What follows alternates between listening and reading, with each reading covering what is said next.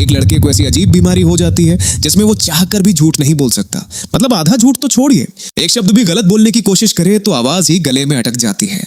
एक दिन इतिहास की क्लास में टीचर ने उसे खड़ा करके कहा, चलो आज तुम रेड क्लिफ की लड़ाई वाला इतिहास पढ़कर सुनाओ। लड़के ने किताब खोली, लेकिन जैसे ही पढ़ना शुरू किया उसकी आवाज ही नहीं निकली।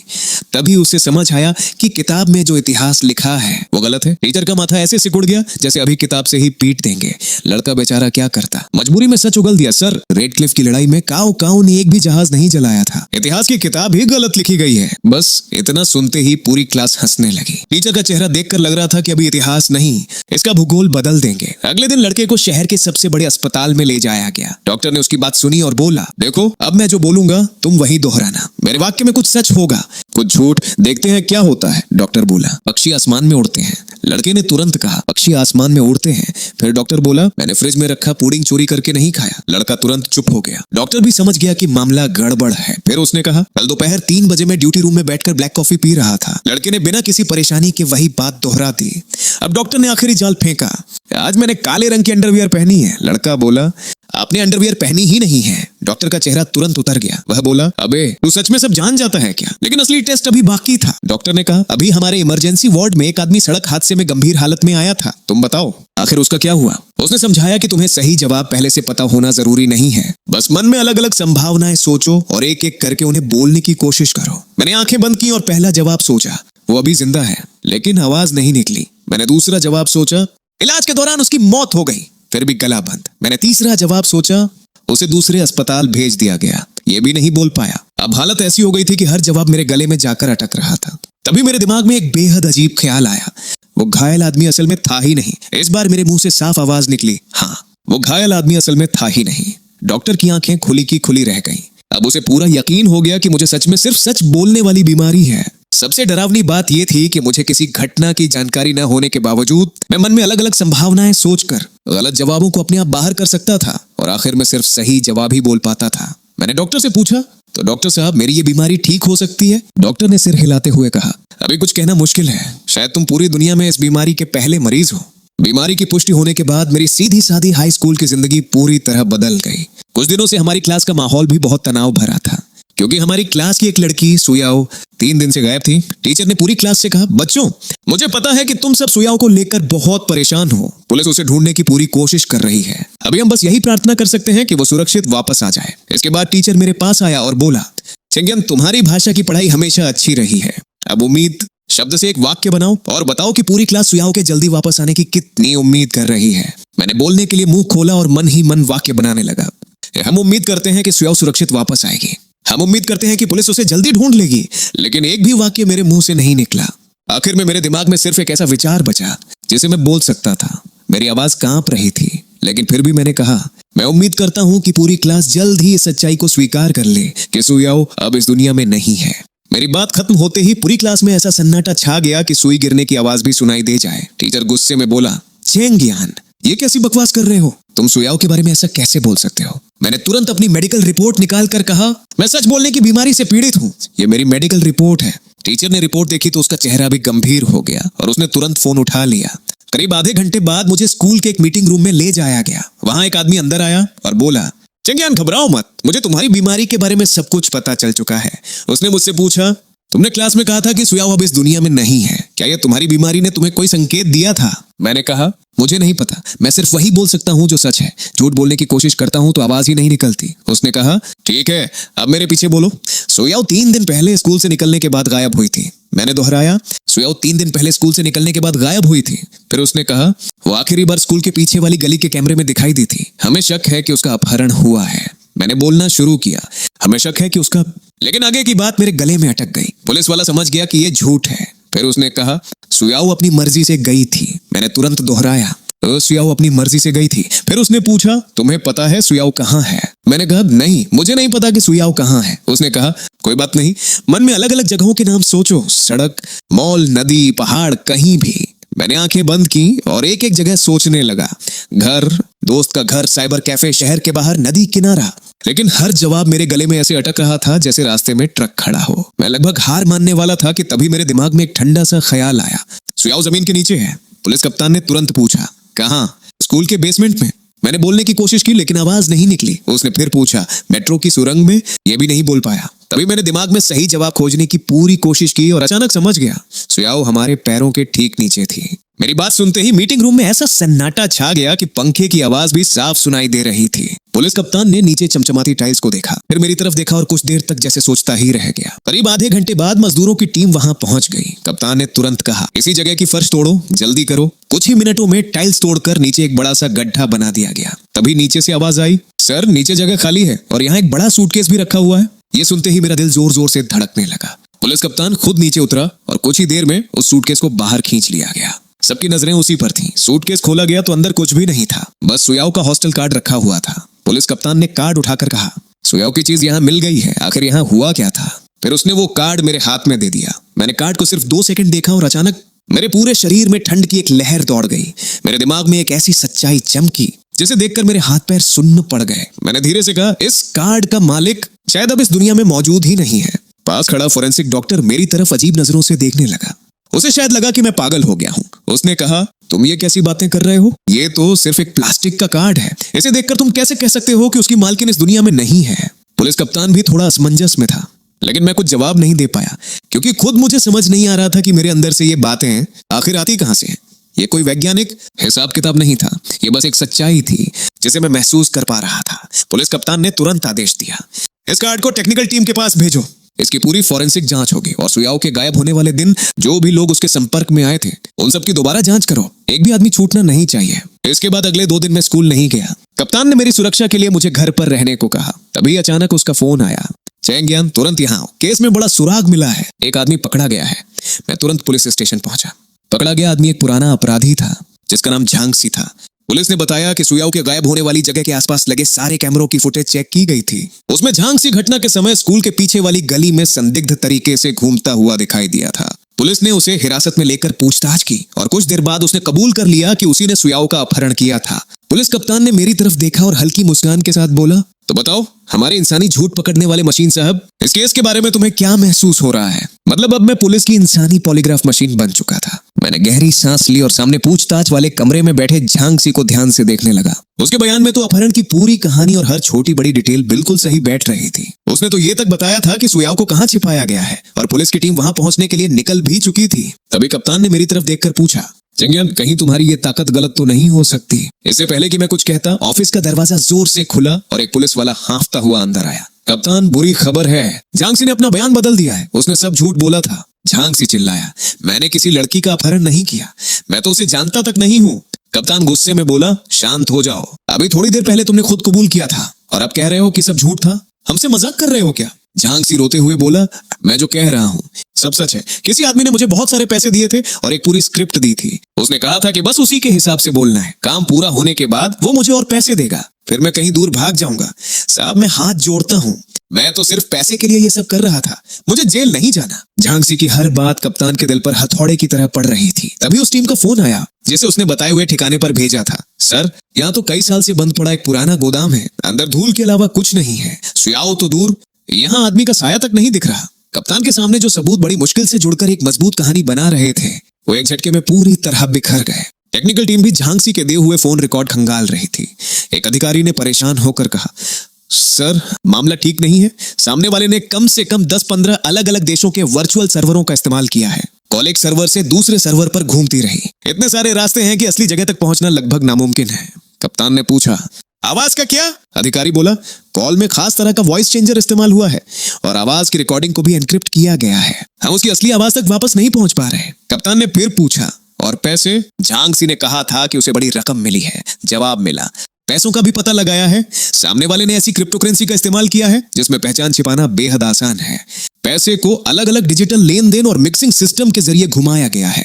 मतलब पैसा एक बार निकल गया तो ऐसे गायब हो गया जैसे बाल्टी का पानी नदी में डाल दिया हो। उसे किस पते पर भेजा गया ये तक पता नहीं चल रहा था। साफ था कि सामने वाला कोई छोटा मोटा अपराधी नहीं बल्कि प्रोफेशनल स्तर की एंटी ट्रैकिंग तकनीक इस्तेमाल कर रहा था। घर लौटने के बाद मैंने इंटरनेट पर पागलों की तरह खोजबीन शुरू कर दी। मैंने जितने भी शब्द और सवाल दिमाग में आए सब अलग अलग तरीके से सर्च किए। तभी अचानक मेरी नजर एक पोस्ट पर जाकर रुक गई। उस पोस्ट में कुछ ऐसी बातें थीं जो मेरी हालत से बिल्कुल मिलती जुलती थी। लेकिन सबसे अजीब बात यह थी कि लोग उस पोस्ट में बताई गई सच्चाई को गलत कह रहे थे। सबको लग रहा था कि पोस्ट लिखने वाला पागल है, लेकिन मुझे पता था कि वो पागल नहीं था। उसकी नजर में दुनिया की सच्चाई बाकी लोगों से अलग थी। कुछ ऐसी सच्चाइयां थी जिन्हें वो बोलने की हिम्मत तक नहीं कर पा रहा था, और शायद अब वो लोग उसे ढूंढ भी चुके थे। तभी मुझे समझ आया कि वो बातें ऐसी थी जिन्हें मुझे जानना ही नहीं चाहिए था। मैंने तुरंत उसकी निजी चैट खोल दी। सामने से मैसेज आया, अब कुछ मत पूछो, वो लोग हर चीज पर नजर रख सकते हैं। इसके तुरंत बाद दूसरा मैसेज आया, सारी चैट और रिकॉर्ड डिलीट कर दो, उनका अगला निशाना तुम हो, जल्दी भागो। फिर उसने मुझे अंकों और अक्षरों का एक लंबा बिल्कुल बेतरतीब सा कोड भेजा। नीचे लिखा था, मैं तुम्हारे लिए बस यही चीज छोड़ सकता हूँ, किसी पर भरोसा मत करना। मैं उससे और सवाल पूछना चाहता था, लेकिन तभी स्क्रीन पर मैसेज आया, ये यूजर मौजूद नहीं है, या फिर इस अकाउंट को बंद कर दिया गया है। मेरी रीढ़ की हड्डी से लेकर सिर तक अचानक ठंड की एक लहर दौड़ गई। आखिर ये सब क्या चल रहा था, और ये जो नंबर और अक्षरों का कोड मिला है, ये आखिर किस जगह का पता था। मैंने उस कोड में दिए गए निर्देश के हिसाब से जगह ढूंढी और वहां पहुंच गया। वो शहर का एक पुराना और सुनसान इलाका था जो लगभग पूरी तरह उजड़ चुका था। वहां जगह जगह संचार से जुड़े उपकरण पड़े थे और दीवारों पर ढेर सारी तस्वीरें चिपकी हुई थी। तभी मेरी नजर दीवार के बीचों बीच लगी एक तस्वीर पर जाकर रुक गई। वो सुयाओ की तस्वीर थी। मैं खुद को उसकी तरफ देखने से रोक नहीं पाया। तस्वीर के नीचे कुछ ऐसे शब्द लिखे थे जिन्हें देखकर मेरे होश उड़ गए। महत्वपूर्ण अनुकूल उम्मीदवार की स्थिति खोज ली गई है, वर्तमान स्थिति, बाकी हिस्सा जानबूझकर मिटा दिया गया था। अब मुझे समझ आया कि छाया भी सुयाओ के केस की जांच कर रहा था, और सबसे डरावनी बात यह थी कि वो इस मामले के बारे में मुझसे कहीं ज्यादा जानता था। तभी मेरी नजर एक दूसरी तस्वीर पर पड़ी और उसे देखते ही मैं जम गया। वो मेरे पापा की जवानी की तस्वीर थी। मेरे पापा की मौत तब हुई थी जब मैं सिर्फ 7 साल का था। कहा गया था कि उनकी मौत लैब में हुए एक हादसे की वजह से हुई थी, लेकिन उनकी तस्वीर यहाँ क्यों लगी थी? तस्वीर के नीचे भी वही शब्द लिखे थे, ट्रुथ गेट प्रोजेक्ट के शुरुआती शोधकर्ताओं में से एक, मौत का कारण बेहद संदिग्ध है। पापा की मौत का कारण सच में इतना संदिग्ध था? तो क्या उनकी मौत कोई हादसा नहीं बल्कि कुछ और थी? तभी पीछे से माँ की आवाज आई, चेंगियन तुम कहाँ भागे भागे फिर रहे हो? फोन भी नहीं उठा रहे। तुम्हें पता है तुम्हारी माँ कितनी परेशान हो रही थी? मैंने तुरंत माँ से पूछा, माँ क्या पापा की मौत सच में एक हादसा थी? मैंने अपना फोन निकाला। स्क्रीन पर वही फोटो थी जो मैंने अभी अपने पापा की ली थी। फोटो देखते ही माँ के चेहरे की चिंता अचानक डर में बदल गई। वो घबरा कर बोली, तुमने ये फोटो कहाँ से ली? फिर उसने जल्दी से कहा, तुम्हारे पापा की मौत कार एक्सीडेंट में हुई थी, वो बस एक हादसा था। अब इसके बारे में दोबारा सवाल मत करना, सुना तुमने? फोटो डिलीट करो, अभी के अभी डिलीट करो। माँ का रिएक्शन इतना ज्यादा था कि मुझे भी कुछ गड़बड़ महसूस होने लगी। मैंने गहरी सांस ली और उसे शांत करने के लिए कहा, मैम, लेकिन मेरे मुंह से यह कहना कि पापा की मौत एक हादसे में हुई थी निकल ही नहीं पाया। ये शब्द मेरे गले में ऐसे अटक गए जैसे 2 लाल गर्म लोहे के टुकड़े ठूंस दिए गए हों। माँ ने ये देखा तो अचानक सोफे पर बैठते बैठते वहीं ढेर हो गई। मैं बिना कुछ बोले उस कमरे की तरफ मुड़ गया जो सालों से हमेशा बंद रहता था। माँ घबरा कर बोली, चैंगियन अंदर मत जाना, वहां कुछ भी नहीं है। लेकिन मैं रुकने वाला नहीं था। ये मेरे पापा का स्टडी रूम था। अंदर पुराने कागजों की जानी पहचानी खुशबू और हल्की सी कीटनाशक की गंध आ रही थी। मैंने कमरे में रखी हर चीज खंगालनी शुरू कर दी, इस उम्मीद में कि शायद पापा अपने पीछे कुछ छोड़ गए हों। आखिरकार मुझे एक पुरानी काली यूएसबी मिली जिस पर कोई नाम या निशान तक नहीं था। मैंने उसे उठाया और तुरंत अपने कमरे में लौट कर दरवाजा अंदर से लॉक कर लिया। फिर यूएसबी को कंप्यूटर में लगाया। कंप्यूटर ने पासवर्ड मांगा। मैंने पहले पापा की जन्म तिथि डाली, गलत निकली। फिर अपनी जन्म तिथि डाली, वो भी गलत। इसके बाद पापा से जुड़ी जितनी भी तारीखें और नंबर मुझे याद आए सब आजमा लिए, लेकिन एक भी पासवर्ड सही नहीं निकला। मैं लगभग हार ही मानने वाला था कि अचानक मुझे उस पुराने कमरे की दीवार पर लिखे शब्द याद आए, ट्रुथ गेट यानी सत्य का द्वार। मैंने वही पासवर्ड डालकर देखा और इस बार यूएसबी खुल गई। उसके अंदर एक रिकॉर्डिंग थी। रिकॉर्डिंग चालू हुई तो मेरे पापा की आवाज सुनाई दी, चेंगियन मेरे बेटे, अगर तुम ये रिकॉर्डिंग सुन पा रहे हो तो इसका मतलब है कि जिस बात का मुझे सबसे ज्यादा डर था वो आखिरकार हो गई। ध्यान से सुनो बेटा, तुम्हारी ये बीमारी कोई कमी नहीं है और न ही कोई श्राप। ये हमारे परिवार को पीढ़ियों से मिली एक खास विरासत है। इसकी वजह से तुम दिखावे के पीछे छिपे सच को देख सकते हो और उन आवाजों को सुन सकते हो जिन्हें बाकी दुनिया से मिटा दिया गया है। ये इंसान की सबसे पुरानी सहज शक्ति है। ऐसी सच्चाई देखने वाली आंख जिसे पाने का सपना कई महान लोगों ने देखा था, लेकिन यही ताकत तुम्हारे लिए सबसे भारी श्राप भी बन सकती है, क्योंकि इसकी वजह से तुम ऐसी बहुत सी सच्चाइयां देखोगे जिन्हें तुम्हें कभी देखना ही नहीं चाहिए। जो लोग हर चीज को अपने काबू में रखना चाहते हैं, उनकी नजर में तुम सबसे बड़ा खतरा हो। वो तुम्हें ढूंढेंगे, तुम्हें पकड़ेंगे और तुम्हारी इस ताकत पर हर तरह से रिसर्च करेंगे, तुम्हारा इस्तेमाल करेंगे जब तक तुम्हारे अंदर मौजूद आखिरी काम की चीज भी निचोड़ न ले। इसलिए किसी पर भरोसा मत करना, खासकर उन बड़े बड़े अधिकारियों और एक्सपर्ट्स पर जो अचानक तुम्हारी इस बीमारी में जरूरत से ज्यादा दिलचस्पी लेने लगे। पापा की आवाज कुछ पल के लिए रुकी, फिर उन्होंने कहा, मैं तुम्हारे लिए एक सुराग छोड़कर जा रहा हूँ। एक आदमी है जिसका कोड नेम छाया है। अगर वो खुद तुमसे संपर्क करे तो समझ लेना कि हालात बेहद खतरनाक हो चुके हैं, लेकिन अगर वो तुमसे संपर्क ही ना कर पाए तो बिल्कुल भी देर मत करना। रिकॉर्डिंग में पापा की आवाज फिर आई, सच अपने आप में कोई ताकत नहीं रखता, लेकिन सच को समझने के बाद तुम जो फैसला लेते हो असली ताकत उसमें होती है। अगर छाया तुमसे संपर्क नहीं कर पाए तो बिना देर किए उसके छोड़े हुए सुरागों को ढूंढना, फिर उस चाबी को ढूंढना जो इस खास ताकत को पूरी तरह नियंत्रित कर सकती है या हमेशा के लिए खत्म कर सकती है। इतना कहते ही रिकॉर्डिंग में अचानक तेज बिजली जैसी खरखराहट हुई और आवाज वहीं कट गई। मैं काफी देर तक उसी जगह बैठा रह गया। अगले दिन मैं उस आखिरी सुराग के पीछे निकल पड़ा जो छाया ने उन कोऑर्डिनेट्स में छिपाकर छोड़ा था। काफी देर इंतजार करने के बाद आखिरकार एक रहस्यमय आदमी मेरे सामने आया। मैंने पूछा, तुम ही छाया हो? उसने मुझे देखते हुए कहा, तुम्हारे पापा से भी ज्यादा हिम्मत है तुम में। अकेले यहाँ आने की हिम्मत सच में कर ली। मैंने तुरंत पूछा, तुम मेरे पापा को जानते थे? वो बोला, जानता था, सिर्फ जानता नहीं था। वो इस दुनिया में मेरे एकमात्र ऐसे दोस्त थे जिन्हें मैं सच में अपना दोस्त कह सकता था, और एक इंसान ऐसे भी थे जिनका कर्ज मैं कभी चुका नहीं पाया। मैंने पूछा, आखिर ट्रुथ गेट है क्या? मेरी ये बीमारी और मेरे पापा की मौत का इससे क्या संबंध है? उसने कहा, शांत हो जाओ बेटा, हमारे पास समय बहुत कम है। मैं सीधे मुद्दे पर आता हूँ। तुम्हारे पापा और मैं कभी ट्रुथ गेट प्रोजेक्ट के मुख्य शोधकर्ताओं में थे। ये कोई सामान्य रिसर्च सेंटर नहीं था।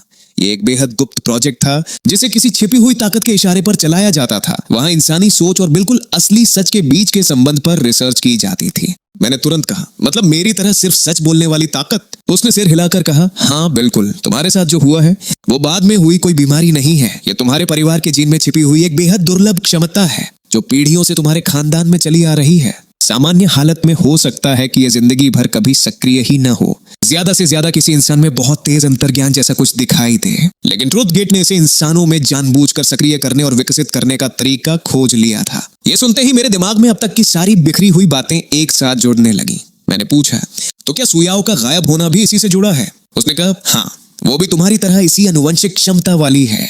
बस वो तुम्हारे मुकाबले ज्यादा जल्दी सक्रिय हुई और उसकी क्षमता तुमसे ज्यादा स्थिर है। कह सकते हो वो ज्यादा भाग्यशाली थी या शायद ज्यादा बदकिस्मत। उसने आगे बताया, ट्रुथ गेट उसे अपने साथ ले गया है, सिर्फ रिसर्च के लिए नहीं बल्कि उसके जीन सीक्वेंस को निकालने के लिए। वो उसके जीन को एक चाबी की तरह इस्तेमाल करना चाहते हैं ताकि अगला इंसान उनकी मर्जी से सक्रिय और नियंत्रित किया जा सके। अब मुझे पूरी बात समझ आ गई। सुयाओ का गायब होना और झांगसी जैसे आदमी को झूठा बलि का बकरा बनाना, सब कुछ मुझे बाहर निकालने के लिए किया गया था। मैंने गुस्से में कहा, ये लोग पागल हैं, खतरनाक तकनीक हाथ लग जाने वाले कट्टरपंथी हैं। वो बोला, उन्हें सिर्फ रिसर्च से संतोष नहीं था, वो इस सच देखने वाली क्षमता को हथियार बनाना चाहते थे। इसका इस्तेमाल लोगों के राज्य जानने, पूछताछ करने और उससे भी खतरनाक प्रयोगों के लिए करना चाहते थे, जैसे चेतना का अंतिम विश्लेषण और इंसानी दिमाग को डिजिटल रूप में बदलना। तुम्हारे पापा को सबसे पहले उनकी असली मंशा का पता चला था। उन्होंने डेटा नष्ट करने की कोशिश की, वो मुख्य रहस्य लेकर वहां से भागना चाहते थे और इस प्रोजेक्ट को गलत दिशा में जाने से रोकना चाहते थे। लेकिन फिर तभी अचानक उसकी नजर पीछे गई और वो घबरा कर चिल्लाया, वे लोग आ गए, जल्दी भागो! मैं कुछ समझ पाता उससे पहले ही पुलिस कप्तान ने मुझे खींचकर एक मजबूत जगह के पीछे छिपा दिया। मैंने हैरानी से पूछा, कप्तान आप यहाँ कैसे हैं? वो झल्ला कर बोला, मैं यहाँ क्यों हूँ? मुझे पहले से पता था कि तुम कुछ न कुछ गड़बड़ करोगे। जिस दिन तुम वहां से निकले थे उसी दिन तुम्हारे चेहरे से मुझे समझ आ गया था कि तुम किसी मुसीबत में पड़ने वाले हो। इसलिए मैंने तुम्हारे फोन में थोड़ी चालाकी की और चुपके से उसमें लोकेशन ट्रैकर लगा दिया था। अगर मैं तुम्हारे और तुम्हारे उस दोस्त के पीछे लगातार अपने लोगों को दूर से न लगा रहा होता तो आज हम दोनों यहीं दफन हो चुके होते। कप्तान ने तुरंत अपनी टीम को आदेश दिया, बी ग्रुप 3 बजे की दिशा वाले ऊंचे पॉइंट पर पहुंचो। सी ग्रुप घूमकर चारों तरफ से घेरो, अपनी फायरिंग का ध्यान रखना। सामने वाले प्रोफेशनल किलर हैं और इनके पास स्नाइपर भी है। पहले आम लोगों की सुरक्षा करो। मैं कप्तान को सामने भागते हुए देख रहा था। उस वक्त किसी पर भरोसा मत करना वाली चेतावनी याद आई, लेकिन अब वो बात बड़ी अजीब और मजाक जैसी लग रही थी। तभी बाहर से आवाज आई, 6 दरवाजों वाली पुलिस पहुंच गई है, पीछे हटो। थोड़ी ही देर में बाहर गोलियों की आवाज बंद हो गई। कप्तान का चेहरा गुस्से से पत्थर जैसा हो गया था। छाया गायब हो चुका था और मैं और कप्तान उन रहस्यमयी लोगों के जाल में बुरी तरह फंस चुके थे। ऊपर से हमें ही वांटेड अपराधी बना दिया गया था। मैंने कप्तान से कहा, सर मुझे माफ कर दीजिए, मेरी वजह से आप भी फंस गए, आपका पूरा भविष्य बर्बाद हो गया। कप्तान ने कहा, क्या बकवास कर रहे हो? फिर बोला, अब तो हम दोनों मुश्किल वक्त में साथ खड़े रहने वाले साथी हैं। उसने आगे कहा, मैंने सोचा भी नहीं था कि ये लोग पुलिस तक को चकमा देने की हिम्मत करेंगे।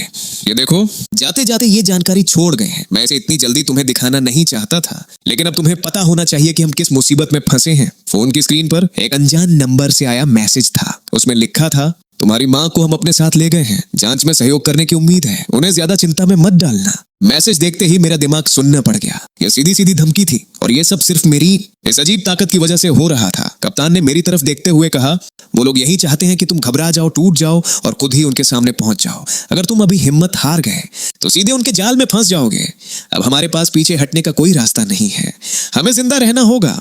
उसने कहा, सबूत ढूंढकर इन लोगों को जड़ से खत्म करना होगा, तभी तुम्हारी माँ को बचाया जा सकता है और तभी हम दोनों खुद को भी बचा पाएंगे, समझे? मैंने सिर हिलाकर कहा, हाँ समझ गया। रात होते ही कप्तान को एक अनजान नंबर से फोन आया। सामने वाला बोला, कैप्टन शू जिंगफेंग, घबराइए मत, मेरा कोई बुरा इरादा नहीं है, बल्कि मैं आपको आपकी सामान्य जिंदगी में वापस लौटने का मौका देने आया हूँ। सामने वाले ने सीधे उसका नाम लिया था, यानी उसे कप्तान के बारे में काफी कुछ पता था। कप्तान ने पूछा, तुम लोग आखिर हो कौन? जवाब आया, हम कौन हैं ये जरूरी नहीं है, जरूरी ये है कि हम आपको क्या दे सकते हैं। फिर वो बोला, कैप्टन, आप एक अच्छे पुलिस अफसर हैं, आपने कई बड़े और गंभीर केस सुलझाए हैं, आपका भविष्य बहुत शानदार है। आपको किसी ऐसे लड़के की वजह से जिसका बैकग्राउंड खुद रहस्यमयी है अपना करियर बर्बाद नहीं करना चाहिए और न ही अपने परिवार को मुसीबत में डालना चाहिए। कप्तान ने पूछा, तुम कहना क्या चाहते हो? सामने से जवाब आया, बहुत आसान है, कल सुबह 7 बजे शहर के पश्चिमी हिस्से में मौजूद पुराने 7वें केमिकल कारखाने के नंबर 3 गोदाम में उस लड़के चेंग जियान को लेकर आ जाओ। बदले में छाया की हत्या का इल्जाम हम किसी ऐसे बलि के बकरे पर डाल देंगे जिस पर कोई शक भी नहीं करेगा। तुम वापस अपनी नौकरी पर जा सकते हो और इस केस में अच्छे काम के लिए तुम्हें सम्मान भी मिल सकता है। तुम्हारा परिवार भी सुरक्षित तुम्हारे पास वापस आ जाएगा। सामने वाला आखिर में बोला, और अगर तुमने ऐसा नहीं किया तो फिर तुम जानते ही हो कि हमारे खिलाफ जाने वालों का क्या होता है। छाया इसका सबसे अच्छा उदाहरण है। इतना कहकर फोन कट गया। कप्तान गहरी उलझन में पड़ गया। एक तरफ उसका करियर, उसकी इज्जत, उसका परिवार और उसका पूरा भविष्य था, दूसरी तरफ एक मासूम लड़का था जिसने उस पर अपना भरोसा किया था। अगली सुबह कप्तान ने मेरी तरफ देखा। मैंने पूछा, क्या हुआ, क्या आप मुझे उन लोगों के हवाले कर देंगे? कप्तान तुरंत गुस्से में बोला, अबे कैसी बातें कर रहे हो, तुम्हारी वजह से मैंने अपनी नौकरी तक खो दी, अब मैं खुद वांटेड हूँ, मैंने तुम्हें अपना साथी माना है और तुम मुझे क्या समझते हो? मैंने राहत की सांस लेते हुए कहा, आप मुझे उनके हवाले नहीं करेंगे। सर माफ कीजिए, मैं। कप्तान ने मेरी बात पकड़ ली और बोला, तुम अभी भी मेरा टेस्ट ले रहे थे? तभी अचानक उसे कुछ गड़बड़ महसूस हुई। उसने चारों तरफ देखा और कहा, मुसीबत हो गई, इन लोगों ने हमें ढूंढ लिया है। चेंगियन जल्दी भागो। आखिरकार हम जंगल तक पहुंचे, लेकिन वहां कई काले कपड़े पहने लोगों ने हमें चारों तरफ से घेर लिया। मुझे बचाने के चक्कर में कप्तान का एक हाथ पहले ही अपनी जगह से उतर चुका था। फिर भी उन लोगों ने हमें मारने की कोशिश नहीं की। लगता था उन्हें हमें जिंदा पकड़ने का साफ आदेश मिला था। कप्तान ने मुझसे कहा, चेंगियन थोड़ी देर में मैं आगे जाकर इन्हें रोकता हूँ, तुम दाईं तरफ जो खाली रास्ता दिख रहा है वहीं से भाग जाना, पीछे मुड़कर मत देखना, समझे? फिर उसने दोबारा पूछा, सुना नहीं क्या? मैं बस उसकी पीठ को देखता रहा। छाया मर चुका था, मेरे पापा मर चुके थे और अब क्या मेरी वजह से कप्तान की भी जान जाने वाली थी? सिर्फ मेरी इस अजीब सी ताकत की वजह से आखिर कितने लोग अपनी जान गंवाएंगे? मेरे अंदर गुस्सा और निराशा इतनी जमा हो चुकी थी जैसे सीने के अंदर बहुत दिनों से दबा कोई ज्वालामुखी अचानक फट पड़ा हो। मैंने मन ही मन कहा, नहीं, अब मेरी वजह से किसी और को मरने नहीं दूंगा, बिल्कुल नहीं। मेरी ताकत अब तक सिर्फ सच बोल सकती थी, लेकिन आखिर सच होता क्या है? तभी मेरे दिमाग में एक ऐसा पागलपन भरा ख्याल आया जिससे मैं खुद कांप उठा। अगर इस वक्त मैं जो बात बोलूं वही खुद सच बन जाए तो? वो ख्याल पिंजरे से छूटे किसी जंगली जानवर की तरह मेरे पूरे दिमाग पर छा गया। मैंने तुरंत आगे बढ़कर कप्तान के सामने खुद को खड़ा कर दिया। काले कपड़े वाले लोग मेरी हालत देखकर हंसने लगे, जैसे उन्हें मेरा ये आखिरी संघर्ष बड़ा मजाकिया लग रहा हो। मैंने उनकी तरफ ध्यान नहीं दिया, आंखें बंद की और अपनी पूरी इच्छा शक्ति, गुस्सा और अंदर भरा सारा दर्द अपनी आवाज में भर दिया। मेरी कनपटी जोर जोर से धड़क रही थी। फिर मैंने आंखें खोली और ऐसी आवाज में साफ साफ कहा, तुम सब लोग अभी के अभी जमीन पर गिर जाओ। मेरी आवाज में अजीब सी धातु जैसी गूंज थी। कुछ ही सेकंड बाद सारे काले कपड़े वाले लोग एक साथ जमीन पर धड़ाम से गिर पड़े। न कोई चीख सुनाई दी, न किसी ने संघर्ष किया। ऐसा लगा जैसे एक साथ सभी कठपुतलियों की डोर काट दी गई हो। मैं सामने का ये अविश्वसनीय नजारा देखकर बिल्कुल सन्न रह गया। मैंने सच में कर दिखाया था, लेकिन आखिर ये कैसी ताकत थी? कप्तान ने घबराकर पूछा, चेंगियन तुम ठीक हो? मैंने कहा, हाँ मैं ठीक हूँ, लेकिन सर ये लोग। मैंने जमीन पर पड़े लोगों की तरफ देखते हुए कहा, मैंने देखा, ये ऐसे गिरे जैसे किसी ने एक साथ इनका स्विच बंद कर दिया हो। कप्तान ने मेरी तरफ देखकर पूछा, लड़के आखिर तुम हो कौन? लेकिन मेरे पास भी इसका कोई जवाब नहीं था। तभी मुझे याद आया कि मेरी जेब में अभी भी एक कार्ड रखा हुआ था। ये वही कार्ड था जो छाया ने गिरने से पहले मुझे दिया था। वो क्रिएशन बायोलॉजिकल का एक्सेस कार्ड था। शहर के बाहर एक पुरानी जैविक प्रयोगशाला थी जिसे करीब 10 साल पहले किसी रहस्यमयी रिसाव की घटना के बाद हमेशा के लिए बंद कर दिया गया था। कप्तान ने बताया कि जब उसने नौकरी शुरू की थी तब वो वहां बाहरी सुरक्षा की निगरानी में भी तैनात रह चुका था। उसे लगा कि छाया शायद चाहता था कि हम उसी जगह जाएं। हम जल्दी ही वहां पहुंच गए। चारों तरफ टूटी दीवारें और खंडहर पड़े थे, लेकिन अंदर का हिस्सा अभी भी काफी साफ था। बस बिजली बंद थी। कप्तान कप्तान ने किसी तरह बैकअप बिजली ढूंढकर चालू की। बिजली आते ही कमरे की स्क्रीन पर एक लाइन दिखाई दी, चेतना अपलोड प्रोजेक्ट, प्रयोग संख्या सुइयाओ, वर्तमान स्थिति सिंक्रोनाइज हो रही है 87%। ये देखकर मुझे अचानक पहले महसूस हुई बात समझ आ गई। मुझे जो सुइयाओं की धड़कन रुकने जैसी सच्चाई महसूस हुई थी, वो असल में उसकी शारीरिक मौत नहीं थी, उसकी चेतना को उसके शरीर से निकाल लिया गया था। अब मुझे समझ आया कि वो लोग सुइयाओं को एक इंसान की जगह ठंडे डेटा में बदलना चाहते थे। मैंने घबरा कर पुकारा, सुइयाओ, सुइयाओ, क्या तुम मेरी आवाज सुन सकती हो? तभी जवाब आया, चेंगियान मुझे बचाओ, मैं ब्लैक बॉक्स के अंदर हूँ। ये सुइयाओ थी, उसकी चेतना सच में मुझसे जवाब दे रही थी। लेकिन तभी सिस्टम अचानक सक्रिय हो गया। स्क्रीन पर चेतावनी आई, कोर प्रयोग क्षेत्र में बिना अनुमति प्रवेश का पता चला है, उच्चतम सुरक्षा प्रक्रिया सक्रिय की जा रही है। इसके बाद आवाज आई, भौतिक अलगाव प्रक्रिया शुरू की जा रही है, डेटा मिटाने की प्रक्रिया लोड हो चुकी है। उल्टी गिनती 60 सेकंड। कप्तान तुरंत समझ गया कि हम फंस चुके हैं। उसने कहा, हम इनके जाल में फंस गए हैं। इन्हें पहले से पता था कि हम यहाँ आएंगे। ये शुरू से ही एक जाल था। इनका मकसद हमें और यहाँ मौजूद सारे सबूतों को एक साथ हमेशा के लिए खत्म करना है। कप्तान किसी तरह बाहर निकलने का रास्ता खोजने लगा, जबकि मैं सीधे सबसे अंदर वाले कमरे की तरफ भागा। वहां पहुंचते ही मेरी नजर उस ब्लैक बॉक्स पर पड़ी। तभी सिस्टम ने फिर घोषणा की, डेटा मिटाने की प्रक्रिया की अंतिम पुष्टि हो चुकी है। उलटी गिनती 30 सेकंड। मैंने घबरा कर बाहर निकलने की कोशिश की, लेकिन तभी कप्तान चिल्लाया, मुसीबत हो गई, मुख्य दरवाजा लॉक हो चुका है। अगले ही पल पूरे कमरे की दीवारें धीरे धीरे हमारी तरफ अंदर की ओर खिसकने लगी। मैंने अचानक छाया का दिया हुआ वो एक्सेस कार्ड याद किया और उसे मशीन पर लगा दिया। अगले ही पल स्क्रीन पर आया, पहचान सफल। हम किसी तरह उस कमरे से बाहर निकल तो आए, लेकिन बाहर पहले से ही कई काले कपड़े वाले लोग हमारा इंतजार कर रहे थे और उनके सामने जो आदमी खड़ा था, उसे देखते ही मेरे होश उड़ गए। ये वही डॉक्टर था जिसने अस्पताल में मेरी जांच की थी। डॉक्टर मुस्कुराते हुए बोला, वाह मेरे प्यारे मरीज चेंगियान और जिम्मेदार पुलिस कप्तान शू जिंगफेंग, क्या शानदार तरक्की की है तुम लोगों ने। मुझे उम्मीद नहीं थी कि तुम दोनों यहाँ तक पहुंच जाओगे और इस जगह का पता भी लगा लोगे। लगता है मैंने छाया नाम के उस गद्दार को कम समझ लिया था। मैंने गुस्से में पूछा, डॉक्टर लियू बेचुआन, आप डॉक्टर क्यों बने थे? वो हंसकर बोला, सिर्फ इसलिए कि मैं अपने सबसे कीमती नमूने को करीब से देख सकूं। तुम और तुम्हारे हाथ में मौजूद वो चीज हमारे पूरे प्रोजेक्ट के भविष्य की सबसे बड़ी नींव हो। उसने आगे कहा, तुम्हें खुद को खुशकिस्मत समझना चाहिए। तुम्हारी चेतना इंसानों की समझ को विकास के अगले चरण तक ले जाने की शुरुआत बनेगी। मैंने गुस्से में कहा, जिंदा इंसान की चेतना को ठंडे डेटा में बदल दोगे? मेरी जिंदगी और मेरा पूरा घर बर्बाद कर दिया, सिर्फ अपनी इस घटिया तरक्की के लिए। डॉक्टर हंसते हुए बोला, घटिया, ये कमजोर शरीर एक दिन सड़कर खत्म हो जाएगा। असली अमृता तो चेतना को डेटा के समुद्र में बचाकर रखने में है। डॉक्टर ने आगे कहा, सुइयाओ की चेतना अभी स्थिर नहीं है। वो ऐसी कच्ची कोडिंग की तरह है जिसमें जगह जगह गड़बड़ियां और टकराव है। लेकिन तुम चेंगियान, तुम्हारी चेतना सीधे बिल्कुल असली सच को पकड़ सकती है। तुम हमारे लिए सबसे सही संतुलन हो। हमें तुम्हारी चेतना की संरचना चाहिए ताकि हम सुइयाओ को दोबारा तैयार कर सकें। मैंने उसे घूरते हुए कहा, पागल हो तुम, पूरे के पूरे सन की हो। वो हंसा, हो सकता है। फिर अचानक बोला, हाँ एक बात बताना भूल गया, तुम्हारी माँ इस वक्त एक बहुत सुरक्षित जगह पर आराम से चाय पी रही है। समझ गए ना मैं क्या कहना चाहता हूँ?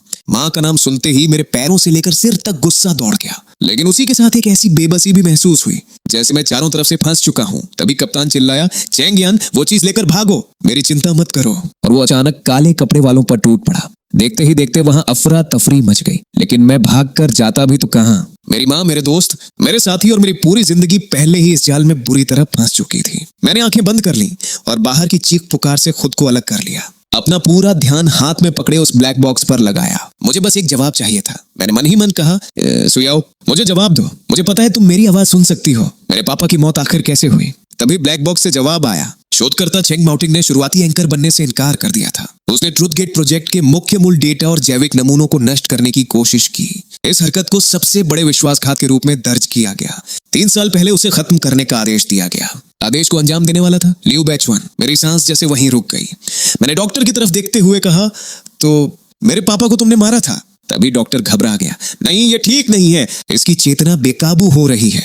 इसकी मानसिक शक्ति बहुत ज्यादा है। यह सिस्टम की सबसे निचली परत के नियमों को ही तोड़ देगा। बाहर की सारी आवाजें अचानक मेरे लिए गायब हो गईं। मेरे अंदर सिर्फ एक चीज बची थी। वो था ऐसा गुस्सा जो सब कुछ जला सकता था। मेरे शरीर के अंदर सच को नियंत्रित करने वाली वो ताकत बुरी तरह गरज रही थी और जैसे हकीकत की दीवारों को तोड़ने के लिए पागलों की तरह टकरा रही थी। मैंने डॉक्टर से कहा, तुम्हें मेरी चेतना चाहिए ना? ठीक है, मैं तुम्हें सब कुछ देता हूँ, लेकिन पहले तुम भी महसूस करो कि बिल्कुल असली सच के अंदर पूरी तरह डूबने का मतलब क्या होता है। डॉक्टर चीख उठा, इसे रोको। ये एंकर सिस्टम की सबसे निचली परत को नष्ट कर रहा है। हमारा सिस्टम, हमारी अमृता, सब कुछ इसके साथ सच की उस खाई में गिर जाएगा।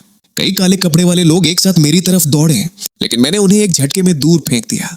तभी किसी ने पीछे से मेरा हाथ पकड़ लिया। आवाज आई, चेंगियान होश में आओ, मेरी तरफ देखो। मैंने देखा वो कप्तान था। उसने कहा, तुम्हारे पापा का बदला जरूर लिया जाएगा, लेकिन इस तरह नहीं। फिर उसने चारों तरफ दिखाते हुए कहा, देखो तुमने यहाँ क्या हालत कर दी है। तुम अपने गुस्से में पूरी जगह तबाह कर दोगे, और तुम्हारी बाहों में जो चीज है उसे छाया अपनी जान जोखिम में डालकर यहाँ तक पहुंचा कर गया था। ये तुम्हारे पापा और सुयाओ की कुर्बानी से मिली सबसे जरूरी कड़ी है। क्या तुम चाहते हो कि ये सब और उनकी सारी कुर्बानी भी तुम्हारे साथ ही राख बन जाए? अबे होश में आओ। कप्तान की बात मेरे लिए जैसे ठंडे पानी की बाल्टी बनकर आई और मेरा गुस्सा एकदम शांत हो गया। तभी मेरे कानों में अचानक बिजली जैसी आवाज गूंजी और पापा की रिकॉर्डिंग का आखिरी हिस्सा फिर से सुनाई देने लगा। पापा कह रहे थे, चंगियान याद रखना, सच की दीवार बनाने का मतलब उसे तोड़ना नहीं, बल्कि उसकी हिफाजत करना है। जब झूठ और सच खुद एक मजबूत दीवार बन जाए तो तुम्हारा काम उस दीवार को गुस्से में गिराना नहीं है, क्योंकि दीवार गिराओगे तो उसके नीचे दबोगे भी बेटा। फिर उनकी आवाज आई, तुम्हें उस दीवार की नींव बनना है, खुद एक मजबूत किला बनना है। अपनी सच्चाई से उन लोगों की रक्षा करनी है जिन्हें तुम बचाना चाहते हो, और इस दुनिया को उस सच्चाई से जोड़कर रखना है जो बचाए जाने लायक है। आखिरकार मुझे समझ आ गया कि मुझे क्या करना है। उधर लियू बेचुआन ने मेरा बदला हुआ चेहरा देखा तो उसके चेहरे का रंग उड़ गया। उसने घबराकर पूछा, तुम क्या करने वाले हो? फिर खुद ही बोला, तुम्हें एक एंकर चाहिए ना, ठीक है मैं तुम्हें देता हूं। मैंने अपनी पूरी मानसिक शक्ति और इच्छा शक्ति को ट्रुथ गेट सिस्टम के डेटा कोर में झोंक दिया। फिर मैंने सिस्टम के अंदर एक ऐसा सच लिख दिया जिसे कोई कभी बदल नहीं सकता था। उस नियम के मुताबिक इस सिस्टम से गुजरने वाली हर चेतना की असली सच्चाई और उसकी पूरी अखंडता हमेशा एक मजबूत सत्य दीवार की सुरक्षा में रहेगी। जो भी उसकी असली प्रकृति को बदलने, मिटाने या तोड़ने की कोशिश करेगा, वही शक्ति पलटकर उसे खत्म कर देगी। इसके बाद मैंने लैब में बची हुई सुयाओ की चेतना की तरफ ध्यान लगाया और मन ही मन कहा, सुयाओ तुम्हारा शरीर अभी भी तुम्हारा इंतजार कर रहा है। तुम्हें वापस जाना ही होगा और तुम जरूर वापस जाओगी। कुछ ही देर में पुलिस वहां पहुंच गई और लियू बेचुआन समेत उस गिरोह के सारे लोगों को गिरफ्तार कर लिया गया। कुछ दिन बाद मैं अस्पताल पहुंचा। सुयाओ वहां बिस्तर पर आराम कर रही थी। मैंने उसे देखकर कहा, वेलकम बैक सुयाओ। उसके जागने के बाद करीब 1 महीने तक सब कुछ बिल्कुल शांत रहा। ट्रुथ गेट का जो हिस्सा दुनिया के सामने था उसे पूरी तरह खत्म कर दिया गया था। लियू बेचुआन को कड़ी सजा मिली और प्रोजेक्ट के बाकी बड़े लोगों को भी उनके किए की सजा मिल गई। मैं और सुयाओ वापस स्कूल चले गए और फिर से आम हाई स्कूल के बच्चों जैसी जिंदगी जीने लगे। कप्तान को उसकी नौकरी वापस मिल गई और ट्रुथ गेट का इतना बड़ा केस सुलझाने के लिए उसे बड़ा सम्मान भी मिला। मेरी माँ को भी सुरक्षित बचा लिया गया। आखिरकार उन्हें पापा की मौत का असली सच पता चला। सच जानकर वो बुरी तरह टूट गई, लेकिन साथ ही उन्हें अपने पति पर गर्व भी हुआ। मुझे लगा अब सब कुछ खत्म हो चुका है, सारी मुसीबतें पीछे छूट गई हैं और अब मैं सुयाओ के साथ आराम से अपनी जिंदगी जी सकता हूँ। लेकिन मैं गलत था। उस रात मैं घर पर बैठकर अपना होमवर्क कर रहा था। तभी कंप्यूटर से अजीब सी खरखराहट की आवाज आने लगी। मैंने सिर उठाकर स्क्रीन की तरफ देखा तो उस पर एक टेढ़ी मेढ़ी काली परछाई दिखाई दी। ऐसा लग रहा था जैसे कोई चीज स्क्रीन के अंदर से बाहर निकलने की कोशिश कर रही हो। मैं घबरा गया और तुरंत कंप्यूटर का प्लग निकालने के लिए हाथ बढ़ाया, लेकिन जैसे ही मेरी उंगलियां प्लग तक पहुंची, वो काली परछाई अचानक स्क्रीन से बाहर निकलकर सीधे मेरी तरफ झपटी। मैंने बिना सोचे आंखें बंद कर ली और अपने हाथ से चेहरा ढक लिया, लेकिन जिस हमले की उम्मीद थी वो हुआ ही नहीं। कुछ सेकंड बाद मैंने धीरे धीरे आंखें खोली तो वो काली परछाई गायब थी। कमरे में सब कुछ बिल्कुल सामान्य था और कंप्यूटर की स्क्रीन भी पहले जैसी हो चुकी थी। ऐसा लग रहा था जैसे अभी जो हुआ वो सिर्फ मेरा वहम था, लेकिन मैं जानता था कि ये कोई भ्रम नहीं था। मेरी ताकत ने साफ बता दिया था कि अभी अभी सच में कोई चीज कंप्यूटर के अंदर से बाहर निकली थी। सुयाओ ने मुझे देखकर कहा, कहीं तुम बहुत ज्यादा थक तो नहीं गए? शायद तुम्हें भ्रम हो गया हो। मैंने तुरंत कहा, नहीं, मेरी ताकत मुझे धोखा नहीं दे सकती और मुझे महसूस हो रहा है कि वो चीज ट्रुथ गेट के सिस्टम से बाहर आई है। सुयाओ का चेहरा भी गंभीर हो गया। उसने पूछा, कहीं ऐसा तो नहीं कि तुमने जो सत्य दीवार बनाई थी उसमें कोई गड़बड़ हो गई हो? मैंने कहा, पता नहीं, मुझे खुद नहीं समझ आ रहा कि आखिर हुआ क्या है। तभी अचानक मेरा फोन बजा। दूसरी तरफ कप्तान था। उसकी आवाज काफी गंभीर थी। चेंगियन, तुरंत पुलिस स्टेशन आओ, कुछ गड़बड़ हो गई है। मैं और सुयाओ बिना देर किए पुलिस स्टेशन पहुंच गए। अंदर कदम रखते ही समझ आ गया कि मामला सच में बड़ा था। पूरा स्टेशन अफरा तफरी में पड़ा था। मैंने घबरा कर पूछा, कप्तान क्या हुआ? कप्तान ने मेरी तरफ देखा और कहा, खुद अपनी आंखों से देख लो। मैं तुरंत पूछताछ वाले कमरे की तरफ गया। अंदर एक आदमी कुर्सी पर बैठा था, लेकिन उसे देखते ही मेरे होश उड़ गए। उसका पूरा शरीर आधा पारदर्शी था। वो इंसान कम और किसी कंप्यूटर प्रोजेक्टर से निकली हुई परछाई ज्यादा लग रहा था। वो आदमी पूछताछ वाले कमरे में लगातार इधर से उधर चक्कर काट रहा था और अपने आप ही कुछ बड़बड़ा रहा था। उसकी हालत देखकर ऐसा लग रहा था जैसे उसे खुद नहीं पता कि वो यहाँ आया कैसे है। हेलो ब्रदर्स, आज का वीडियो यहीं तक था। आपको अगर वीडियो अच्छा लगा है और आपको इसका नेक्स्ट पार्ट देखना है तो कम से कम 200 लाइक तो कंप्लीट करवा ही सकते हो। ज्यादा टारगेट नहीं देता। और चैनल पे अगर नए हो तो सब्सक्राइब करना और प्यारा सा एक कमेंट भी कर देना। कुछ भी कर सकते हो, अपना जो भी तुम्हें अच्छा लगे। और अगर आपके पास कोई ऐसा दोस्त है जो मनवा रिकैप देखना पसंद करते हैं तो उनके पास शेयर भी कर सकते हो, ताकि चैनल के लिए भी अच्छा हो। तो मिलते हैं अगले वीडियो में, तब तक के लिए अपना ख्याल रखना।